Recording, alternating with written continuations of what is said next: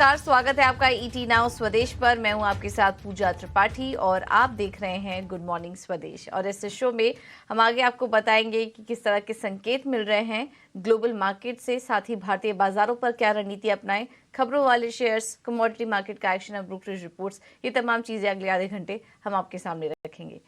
चलिए शुरुआत सबसे पहले करते हैं एशियाई बाजारों से। और इस वक्त एशियन मार्केट से संकेत अच्छे दिखाई दे रहे हैं। गिफ्ट निफ्टी इस वक्त हरे निशान में है, 19,800 के ऊपर गिफ्ट निफ्टी के लेवल्स दिखाई दे रहे हैं।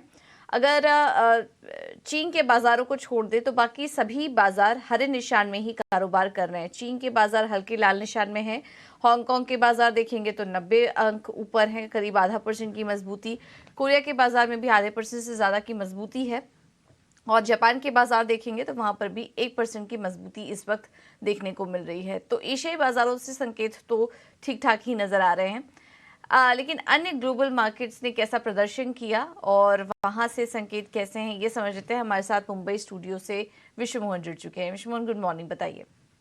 बिल्कुल पूजा, ग्लोबल मार्केट से काफी अच्छे संकेत मिल रहे हैं। खासकर अमेरिकी बाजारों की अगर बात करें तो फ्यूचर्स में भी हल्की तेजी दिख रही है। कल आपने देखा ही, सितंबर के बाद सबसे बढ़िया इंट्राडे तेजी डॉ जोन्स में दिखी, करीब करीब 314 अंकों की तेजी यहां पे दिखी। नैस्डैक और S&P 500 भी 1 से 1.25% की मजबूती के साथ बंद हुए। पूरी तरह से फोकस अमेरिकी बाजारों का नतीजों के सीजन पर है। कुछ नतीजे आए भी जेपी मॉर्गन चेज और कुछ कंपनियों के, जो काफी अच्छे नंबर से, और बाजार आने वाले जो नतीजे जो आज आएंगे बैंक ऑफ अमेरिका से लेकर गोल्डमैन सैक्स वगैरह के, उसको लेकर भी काफी ऑप्टिमिस्टिक है। इस हफ्ते की बात करें तो इस हफ्ते भी काफी नतीजे, S&P 500 में ही सिर्फ इस हफ्ते 53 कंपनियां नतीजे जारी करने वाली है। बाजार इन नतीजों को लेकर काफी उत्साहित है और वहां पर अच्छी तेजी दिख रही है। हालांकि इसके बावजूद कि बॉन्ड यील्ड इक्विटी मार्केट पर दबाव बनाता है, वहां पर तेजी भी दिखी थी, उसके बावजूद इक्विटी मार्केट में अच्छी तेजी दिखी थी। दो नंबर्स हैं जिन पर आज बाजार नजर रखेगा यूएस मार्केट में है, वो रिटेल सेल्स के नंबर है और इंडस्ट्रियल प्रोडक्शन के आंकड़े आने वाले हैं आज। वहां पर बाजार आज नजर रखेगा कि किस तरह के नंबर्स आते हैं, लेकिन ओवरऑल पूरी तरह से नतीजों पर फोकस रहेगा।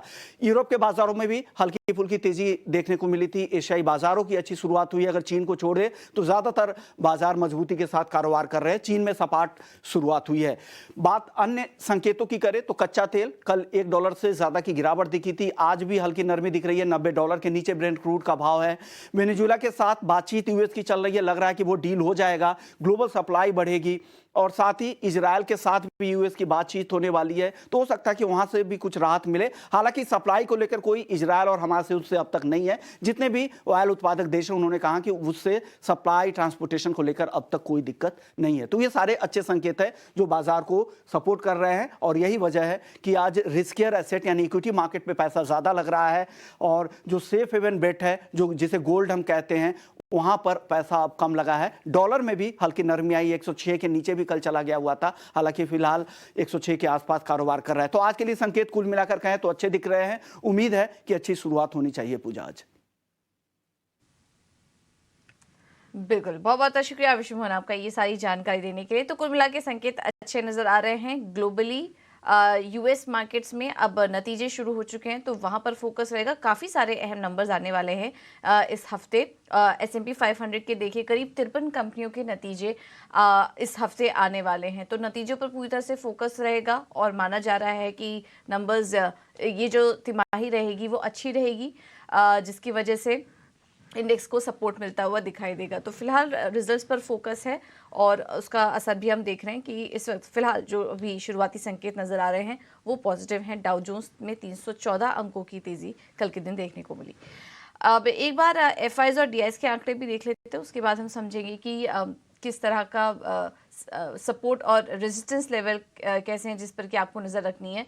कल FIs बिकवाली करके गए, 590 करोड़ की बिकवाली का आंकड़ा है ये। घरेलू निवेशकों की बात करें तो करीब 1184 करोड़ की खरीदारी DIs की तरफ से देखने को मिली है। इंडेक्स फ्यूचर पे बहुत ही छोटा आंकड़ा है, 27 करोड़ की खरीदारी का। इंडेक्स ऑप्शन में बिकवाली हुई है, 21,000 के आसपास की बिकवाली FIs करके गए। तो ये कुछ FIs और DIs के आंकड़े हैं, संस्थागत निवेशकों के आंकड़े। बिकवाली कल की खरीदारी के बाद हमने देखा कि आज वापस से बिकवाली नजर आ रही है FIs की तरफ से।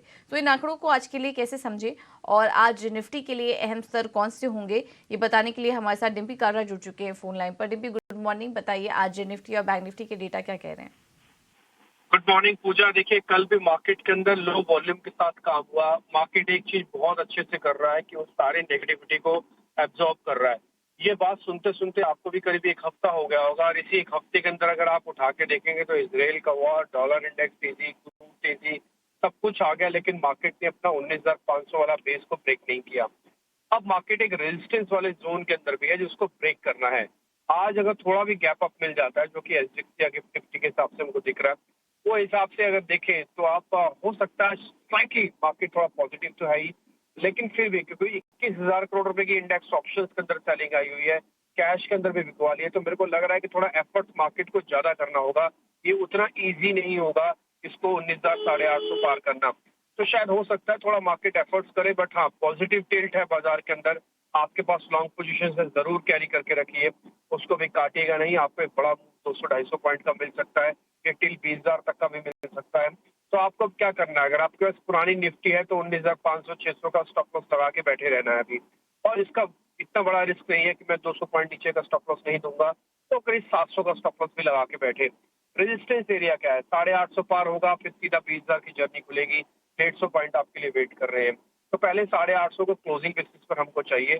और मेरे को लग रहा है आज मार्केट थोड़ा एफर्ट्स करेगा, क्योंकि अभी तक जितने भी नंबर्स आए हैं उसने मार्केट को डिस्टर्ब नहीं किया, चाहे टीसीएस हो, इन्फोसिस हो, या फिर एचडीएफसी बैंक के कल जब नंबर आए, और आज बजाज के नंबर होंगे।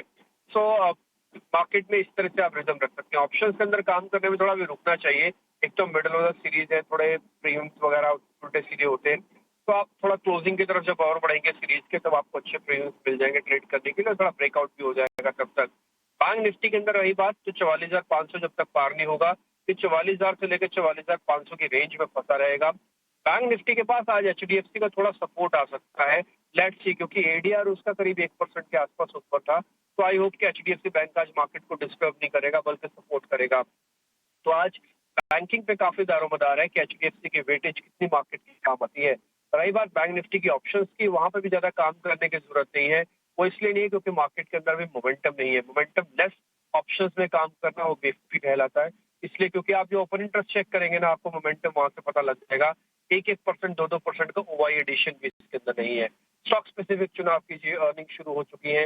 अर्निंग से ठीक पहले और अर्निंग के बाद एक चीज का हमेशा डाटा चीज को नोटिस किया, वो करना चाहिए, वो है डिलीवरी डाटा। डिलीवरी को जरूर चेक कीजिए कि इस पर्टिकुलर शेयर्स के अंदर 2-4 दिन में डिलीवरी का बेस कैसे बना है। अगर वो डिलीवरी का बेस ठीक ठाक सा बन रहा है, तो आप उसका अर्निंग के अंदर उसका चुनाव कर सकते हैं। ओके, थैंक यू डिम्पी ये सारी जानकारी देने के लिए। तो स्टॉक स्पेसिफिक रणनीति अपना के चलिए। अब आने वाला समय नतीजों पर ही फोकस रहेगा, और इंडेक्स अपने रेजिस्टेंस लेवल को यहाँ पर टेस्ट करता हुआ नजर आएगा। तो फोकस नतीजों पर और स्टॉक स्पेसिफिक रणनीति अपनाकर चलें। चलिए अब आगे बढ़ेंगे, और बाजार पर रणनीति देने के लिए हमारे साथ मार्केट एक्सपर्ट भी जुड़ गए हैं। रेलिगेयर ब्रोकिंग से अजीत मिश्रा भी इस वक्त हमारे साथ मौजूद हैं। अजीत, लेवल्स तो हमने समझे, क्या ट्रेड करें निफ्टी और बैंक निफ्टी में, और अगर अवॉइड करना है इंडेक्स को तो फिर स्टॉक स्पेसिफिक रणनीति भी आप बताइए। गुड मॉर्निंग पूजा। तो पूजा देखिए, जैसे अभी डिम्पी आंकड़े शेयर कर रहे थे, तो कहीं ना कहीं जिस तरीके से अभी मार्केट में हम देख रहे हैं कि बायस पॉजिटिव है, बट क्योंकि आईटी और बैंकिंग जिनकी वेटेज काफी ज्यादा है इंडेक्स में, ऑलमोस्ट 50% इन दोनों की मिला के, जब तक उनकी अलाइनमेंट नहीं होगी तब तक डायरेक्शनल मूव देखने को नहीं मिलेगा। तो कल के सेशन में जैसे हमने म्यूटेड देखा मार्केट की ट्रेडिंग, तो 850 के ऊपर आपका ब्रेक का वेट करना चाहिए निफ्टी में। या तो आपको एक डिप मिलता है 19,700 के पास, 19,650 के पास, वहां पे आप डिप पे देखे। इन बिटवीन अगर आप करेंगे तो रिस्क रिवॉर्ड उतना फेवरेबल नहीं होगा, क्योंकि अभी भी रेंज बाउंड बायस मार्केट में कायम है। बैंकिंग मेरे हिसाब से अभी अवॉइड करना चाहिए जब तक कि 44,550, 44,600 के लेवल्स को आप चल रही है। प्लस जो मिक्स ट्रेंड है प्राइवेट बैंकिंग मेजर्स का, वो कहीं ना कहीं हावी रहेगा। तो जब तक 44,550, 600 का लेवल्स नहीं होते हैं, तब तक उसको आप अवॉइड करिए। और in the mean while stock specific देखिए बहुत सी अपॉर्चुनिटीज मिल रही है अभी भी ब्रॉडर मार्केट्स में। अदर सेक्टर्स काफी ज्यादा अच्छा परफॉर्म कर रहे हैं, तो वहां पे फोकस करते हुए दो रिकमेंडेशन होंगी, दोनों बाय साइड पे होंगी। पहला नाम होगा ABFRL का। तो ये देखिए यहाँ पे काफी लंबे टाइम की कंसोलिडेशन के बाद अब रिकवरी का अटेम्प्ट हो रहा है। तो ये कुछ एक ऐसे नाम है जो कि अभी तक पार्टिसिपेट नहीं किए हैं। अच्छा बेस फॉर्मेशन है, पॉसिबली 239 तक के टारगेट देखने को मिल सकते हैं यहाँ पे। 221 के स्टॉप लॉस के साथ इसको आप लॉन्ग करें। दूसरा नाम from the ancillary space, Motherson Sumi. यहाँ पे भी देखिए एक डिसेंट कंसोलिडेशन के बाद एक रिकवरी का अटेम्प्ट दिख रहा है, तो मुझे लगता है कि रिस्क रिवॉर्ड काफी फेवरेबल है यहाँ पे फ्रेश लॉन्ग्स के लिए। तो 94 के स्टॉक के साथ 103 के टारगेट्स के लिए इसको भी आप लॉन्ग कर सकते हैं। ठीक है, थैंक यू अजीत आपका ये रणनीति सुझाने के लिए। तो संवर्धन मदरसन यहाँ पर खरीदारी करने की सलाह 103 के लक्ष्य के लिए, और आदित्य बिरला फैशन भी अच्छा लग रहा है, यहाँ पर भी खरीदारी करके चलिए। तो ये दो स्टॉक्स तेजी के लिए, आगे कुछ और भी ट्रेडिंग रणनीति आपको बताएंगे, लेकिन अब आगे बढ़ेंगे और बात करते हैं नतीजों की और खबरों वाले शेयर्स की। हमारे साथ शरद जुड़ चुके हैं पूरा अपडेट लेकर। शरद, सबसे पहले तो ये बताइए कल नतीजे कौन कौन से आए और कैसे रहे? गुड मॉर्निंग पूजा। तो जो सेक्टर आप ट्रैक करती हैं, बैंकिंग सेगमेंट, वहाँ से शुरू करते हैं। देश का सबसे बड़ा बैंक और सबसे पहली बार जो है नंबर्स आ रहे हैं मर्जर के बाद एचडीएफसी और एचडीएफसी बैंक के। तो नंबर्स जो हैं कंपेरेबल तो नहीं है, लेकिन एस्टिमेट्स के हिसाब से क्या मूवमेंट आई है ये मैं बता देता हूँ। एचडीएफसी बैंक का तो overall largely inline set of numbers देखने मिले हैं। अगर एनआई की बात करें नेट इंटरेस्ट इनकम की, तो वो थोड़ी एस्टिमेट से कम आई हैं। हालांकि पैट और एसेट क्वालिटी दोनों में इंप्रूवमेंट देखने मिला है और अनुमान से बेहतर आया है। तो overall inline set of numbers HDFC bank के लिए हम कहेंगे। दूसरा स्टॉक रहेगा सायन डीएलएम। यहाँ पे largely inline set of numbers देखने मिले हैं। हालांकि मार्जिन्स में थोड़ी सी गिरावट जरूर आई है, ऑलमोस्ट 92 बेसिस पॉइंट्स पे, क्योंकि एडवर्स प्रोडक्ट मिक्स था। लेकिन जो टॉप लाइन ग्रोथ है उसमें एक अच्छी स्ट्रेंथ आई है, अलग अलग वर्टिकल से एक अच्छी ग्रोथ की सपोर्ट देखने मिली है। जियो फाइनेंशियल जो है लिस्टिंग के बाद पहली बार उन्होंने अर्निंग्स डिक्लेयर की है। हालांकि अभी बिजनेसेस जो है बन रहे हैं, तो इंपॉर्टेंट बात है कमेंट्री की, ना कि नंबर्स देखने की। लेकिन नंबर्स की बात करें तो एनालिस्ट जो ट्रैक कर रहे हैं वो कह रहे हैं कि largely inline set of numbers है। रेवेन्यू में 47% का ईयर ऑन ईयर बेसिस पे जो है ग्रोथ देखने मिला है। इंपॉर्टेंट बात है सेलान एक्सप्लोरेशन का है, तो ये स्मॉल कैप कंपनी लेकिन रिजल्ट्स बहुत शानदार दी है। ऑयल एंड गैस सेगमेंट की एंसिलरी स्पेस में ये कंपनी है, और देखें तो रेवेन्यू लगभग 20% बढ़ा है, लेकिन जो मार्जिन्स है वहाँ पे भी देखिए एक अच्छा मूवमेंट देखने मिला है। तो वेरी स्ट्रॉन्ग नंबर्स आपको सेलान एक्सप्लोरेशन में देखने मिल रहा है। चौथा स्टॉक रहेगा आईसीआईसीआई सिक्योरिटीज़। हमने ये ट्रेंड पहले 18 और स्वदेश में कह दिया था कि जो रिटेल सेगमेंट है वहाँ पे ओवरऑल ब्रोकिंग इनकम ले लीजिए या आप इंस्टीट्यूशनल ब्रोकिंग इनकम ले लीजिए, इन दोनों सेगमेंट में उम्मीद से बेहतर नतीजे आपको आईसीआईसीआई सिक्योरिटीज़ में देखने मिले, और यही तब्दील हुआ है गुड स्ट्रॉन्ग Q2 नंबर्स में। तो आईसीआईसीआई सिक्योरिटीज और सेलान एक्सप्लोरेशन बहुत स्ट्रॉन्ग सेट ऑफ नंबर्स आए। और आखिरी स्टॉक जो रहेगा जिसके भी बहुत स्ट्रॉन्ग सेट ऑफ नंबर्स आए वो है सीएट। यहाँ पे बात करें तो दो चीज़ इंपॉर्टेंट है, सीक्वेंशियली नंबर स्ट्रॉन्ग आए हैं, और यहाँ पे जो रिप्लेसमेंट डिमांड होती है वॉल्यूम ग्रोथ की, उन दोनों में स्ट्रेंथ देखने मिला है। और ओवरऑल मार्जिन्स में भी इंप्रूवमेंट आया है, क्योंकि जो आप कह सकते हैं टायर कंपनीज क्रूड डेरिवेटिव्स पे जो है बिलीव करते हैं, और उसके कारण जो क्रूड में करेक्शन है अब उसकी लैग इफेक्ट के साथ बेनिफिट्स देखने मिल रही है। तो इसलिए जो है सीएट के मार्जिन्स में इंप्रूवमेंट आया, वॉल्यूम ग्रोथ और रिप्लेसमेंट डिमांड और एक्सपोर्ट कमेंट्री इसमें भी स्ट्रेंथ है। तो ओवरऑल जो है स्ट्रॉन्ग सेट ऑफ रिजल्ट्स जो है हमें देखने मिले सेलान एक्सप्लोरेशन, आईसीआईसीआई सिक्योरिटीज और सीएट में।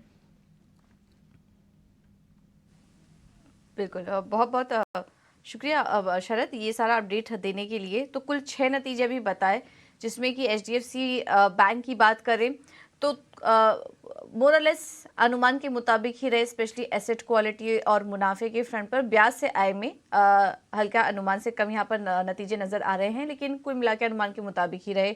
साइन के नतीजे अनुमान के मुताबिक थे। जियो फाइनेंशियल्स भी इनलाइन ही नंबर्स रहे हैं, लेकिन उसके सामने सेलान एक्सप्लोरेशन, आईसीआईसीआई सिक्योरिटीज और सीएट के नतीजे काफ़ी मजबूत नजर आ रहे हैं। तो इस पर आज नजर रखिए और उसका रिएक्शन आज स्टॉक पे देखने को मिल सकता है। शायद इसके अलावा ये बताइए खबरों वाले शेयर्स कौन कौन से हैं? जी बिल्कुल पूजा, खबरों वाले शेयर्स में जियो फाइनेंशियल सर्विसेज की जो प्रेजेंटेशन आई थी वो इंपॉर्टेंट है, ये आप समझिएगा। उन्होंने already consumer durable loan launch कर दिए अपने 300 स्टोर्स के जियो स्टोर्स में पैन इंडिया बेसिस पे, और इसके अलावा 24 कंपनीज इंश्योरेंस सेगमेंट से जो उनके साथ करार किया है। और आगे जाते हुए उनकी स्टेटमेंट आई है कि वो बिजनेस और merchant loans, self employed individuals हुए, सोल प्रोप्राइटर्स और छोटे बिजनेसेस एमएसएमईज को वो देने वाले हैं। और याद रखिए ऑटो लोन्स, होम लोन्स और लोन्स अगेंस्ट शेयर्स, इस पे भी जो है वो आने वाले हैं, और डेबिट कार्ड की भी सर्विसेज आएंगी। तो लॉन्च के प्लान जो है 3 या 4 अहम चीज़ कंपनी ने बताए हैं, और ऑलरेडी एग्जिस्टिंग में कंज्यूमर ड्यूरेबल्स पे फोकस रखा है, यानी कि जो रिटेल सेगमेंट है उस पर पूरी तरह फोकस रहेगा, और एक डिजिटल जो है फुल डिजिटल स्टैक बनाएंगी कंपनी। डेल्टा कॉर्प स्टॉक में गिरावट भी कल देखने मिली थी, और याद रखिए 2 दिन पहले जीएसटी डिमांड नोटिस आया था 6000 करोड़ का जीएसटी कोलकाता से। अब जो है बिकवाली में इंस्टीट्यूशनल सेलिंग देखने लगी है, और यहाँ पे एफआईज में बोफा और सोसाइटी जनरल, बोफा ने 30 लाख शेयर्स बिकवाली की है, सोसाइटी जनरल ने लगभग 14 लाख शेयर्स की बिकवाली की है ओपन मार्केट में। तो उसके कारण कल स्टॉक में भी गिरावट देखने मिला था। अब जो है सितंबर शेयर होल्डिंग पैटर्न चेंजेस के बारे में बात कर रहे थे, और यहाँ पे जो बड़े दिग्गज निवेशक होते हैं या बड़े पीएमएस होते हैं, जब उनकी स्टेक बढ़ती है तो स्टॉक में मोमेंटम देखने मिलता है, स्पेशली स्मॉल कैप और मिड कैप का। इसलिए ये इंपॉर्टेंट होता है कि हम आपको बताएं। सितंबर शेयर होल्डिंग पैटर्न्स में एक्सप्रो में देखेंगे आशीष कचोलिया ने अपनी स्टेक 10 बेसिस पॉइंट से बढ़ा के लगभग 4% कर ली है। और वही पराग मिल्क फूड के बारे में बताएं तो यहाँ पे 6 सेंस इंडिया अपॉर्चुनिटी फंड ने 25 बेसिस पॉइंट से अपना स्टेक बढ़ा के लगभग 7.5% कर दिया है। अब ये जो फर्म है ये निखिल वोरा द्वारा जो है एंटिटी प्रमोटेड है। सीक्वेंट साइंटिफिक में उनके सीएफओ पथरी वेंकट ने जो है इस्तीफा दे दिया है, तो एक नेगेटिव न्यूज़ फ्लो देखने मिल सकता है। वाटेक वबाग की एक नई पार्टनरशिप आई है पानी एनर्जी के साथ, जहां पे वो एआई लगाएंगे वाटर ट्रीटमेंट पे, तो इस स्टॉक को ज़रूर अपने रडार में रखिएगा। और इसके अलावा पिरामल एंटरप्राइजेज भी फोकस में माफ़ करिएगा, पिरामल फार्मा भी फोकस में रहेगा। यहाँ पे इन विट्रो बायोलॉजी कैपेबिलिटीज़ की ड्रग की जो है उसको अप्रूवल आया है। और केसी इंटरनेशनल की बात करें तो 1315 करोड़ का ऑर्डर देखने मिला है। डेटा पैटर्न्स भी इंपॉर्टेंट है क्योंकि इन्होंने एक बड़ी करार की है डिपार्टमेंट ऑफ स्पेस के साथ, तो आगे जाते हुए जो टेक्नोलॉजी ट्रांसफ़र वाली ये एग्रीमेंट है तो इस पे जो है स्टॉक पे अच्छी रिएक्शन देखने मिल सकती है। सोम डिस्टिलरीज की बात करें तो ऑलरेडी स्टॉक में तेज़ी आई और बहुत सारे स्टेट्स के साथ उन्होंने करार किया था। हाल ही में उड़ीसा भी था, एक इम्पॉर्टेंट करार हुआ था। अब देखें यहाँ पे तो एक strategic contract manufacturing Jammu Kashmir में किए हैं, यहाँ पे वो डिलीवरी करेंगे कैंटीन स्टोर्स डिपार्टमेंट में, तो पॉजिटिव न्यूज़ फ्लो है। और आखिर में बात करें तो गोदरेज प्रॉपर्टीज़ फोकस में रहेगा। यहाँ पे सिडको ने जो है कैंसिल कर दी है कुछ अलॉटमेंट लैंड्स की नवी मुंबई एरिया में, तो ये एक टाइप से नेगेटिव न्यूज़ फ्लो देखने मिल सकता है। कंपनी का जो बयान आया है कि उनके फाइनेंशियल इम्पैक्ट जो है नहीं होने वाला है और ये चैलेंज भी करेंगे कोर्ट ऑर्डर में, हालांकि नेगेटिव न्यूज़ फ्लो है गोदरेज प्रॉपर्टीज़ में। तो ये सारे स्टॉक्स जो है दिन के रडार में आप ज़रूर ट्रैक करिएगा और इसकी इम्पैक्ट एनालिसिस क्या होती है दिन के ट्रेड में हम आपको 18 ऑफ स्वदेश में बताते रहेंगे। बिल्कुल, बहुत बहुत शुक्रिया शरद आपका ये सारी जानकारी देने के लिए। तो ढेर सारी खबरें थी, उसका इम्पैक्ट भी हम आपको बता रहे थे। और आगे नजर डालते हैं, रणनीति बताने के लिए हमारे साथ जुड़ गई हैं एसएमसी ग्लोबल सिक्योरिटी से वंदना भारती। वंदना, थैंक यू सो मच इटीना स्वदेश को समय देने के लिए। सोने चांदी से पहले शुरुआत करते हैं। वैसे तो कमोडिटी मार्केट में हम देख रहे हैं काफी स्थिर कारोबार हो रहा है, तो पहले तो सोने चांदी से शुरुआत करेंगे, कैसे ट्रेड करें? जी गुड मॉर्निंग। काफी एक नी जर्क रिएक्शन के बाद अब यहाँ पे स्टेबल लग रहा है मूवमेंट और रेंज में यहाँ पे कारोबार होता हुआ दिख रहा है। ग्लोबिक्स में हल्की सी यहाँ पे गिरावट है, लेकिन गोल्ड सिल्वर की जो स्विंग सीजन बाइंग है वो यहाँ पे बरकरार रह सकती है, ज्यादा शार्प फॉल का एक्सपेक्टेशन नहीं है। सिल्वर में मुझे लग रहा है कि 71,250 के करीब बाइंग की सलाही रहेगी। 71,850 का टारगेट होगा। स्टॉप लॉस यहाँ पे लगाना होगा 70,950 का। सिमिलरली मुझे लग रहा है कि अगर बात गोल्ड की जाए तो गोल्ड में इनिशियली जब मार्केट ओपन होगा तो थोड़ा सा गिरावट आता हुआ हम देख सकते हैं, क्योंकि यहाँ पे अभी भी डाउन चल रहा है गोल्ड। तो लोअर लेवल से मेरी यहाँ पे बाइंग की सलाह रहेगी गोल्ड में भी। और मुझे लग रहा है कि एक बार 58,800 के करीब ये कमोडिटी आती है तो फिर से एक बाइंग की सलाह रहेगी और वहां से बाय करना होगा। अपसाइड टारगेट होगा 59,250 का, स्टॉप लॉस लगाना होगा 58,600 का। तो इनिशियल गिरावट के बाद बाइंग करनी है, टिप पे बाइंग करनी है गोल्ड सिल्वर दोनों में। ओके, ठीक है, तो ये है सलाह सोने चांदी पर। इसके अलावा वरना क्रूड पर भी राय दीजिए, वहां पे कैसे ट्रेड करें? जी क्रूड पे अभी भी बहुत ज्यादा यहाँ पे डाउनफॉल आता हुआ नहीं दिख रहा है, क्योंकि लग रहा है कि जो कॉन्फ्लिक्ट है यहाँ पे कॉन्फ्लिक्ट इतना आसान होता हुआ नहीं दिख रहा है।